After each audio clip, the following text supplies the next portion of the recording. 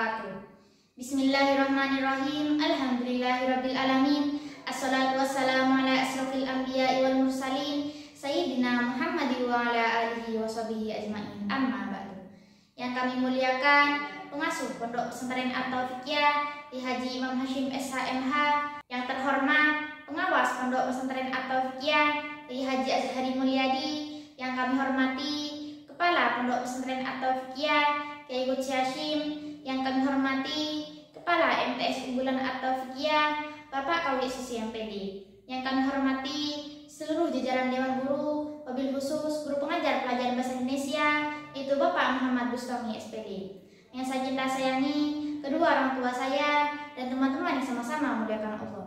Saya, Wulandari Gafrilia dari kelas 8D, akan presentasikan tentang informasi teks eksposisi. Yang pertama, mengenali unsur. Teks eksposisi adalah teks atau tulisan yang berisi informasi dan pengetahuan atau desakan agar pembaca menerima dan mengikutinya. Tujuan teks eksposisi adalah untuk memaparkan, menjelaskan, menyampaikan informasi mengenai sesuatu tanpa disertai ajakan. Gagasan dan fakta. Teks eksposisi digunakan untuk menyampaikan pendapat mengenai suatu permasalahan dengan menyajikan argumen atau pendukung. Ciri-ciri teks eksposisi yaitu berupa tulisan yang memiliki pengertian pengetahuan, penyampaiannya harus secara lugas dan menggunakan bahasa baku, penjelasannya bersifat informatif, pembahasan masalahnya bersifat objektif dan netral, dan yang terakhir tidak memihak. Teks eksposisi dibentuk oleh dua unsur utama, yaitu gagasan dan fakta. Gagasan adalah ide atau pendapat, fakta adalah kejadian atau peristiwa yang benar-benar terjadi. Pola pengembangan. Pola pengembangan umum khusus, pola pengembangan khusus umum, pola pengembangan ilustrasi, dan pola pengembangan perbandingan. Yang kedua, menyimpulkan isi. Gagasan umum sebagai dasar penyimpulan. Sebuah teks tentu memiliki bagian yang berisi gagasan umum dan gagasan penjelas. Rangkaian gagasan dalam teks eksposisi ada yang berupa gagasan umum dan gagasan khusus. Gagasan umum adalah gagasan yang menjadi dasar pengembangan sebuah paragraf yang dapat diketahui setelah membaca seluruh teks. Gagasan umum terdiri dari gagasan-gagasan khusus yang dapat disebut juga dengan gagasan pendukung dan gagasan penjelas. Jenis-jenis paragraf dibagi menjadi tiga, yaitu paragraf deduktif, paragraf induktif, dan paragraf campuran. Menyimpulkan isi. Membaca atau mendengarkan dengan saksama, mencatat isi pokok teks eksposisi, menyarikan pokok-pokok isi teks dalam bentuk kalimat simpulan. Yang ketiga, menelaah struktur dan kaidah kebahasaan. Struktur.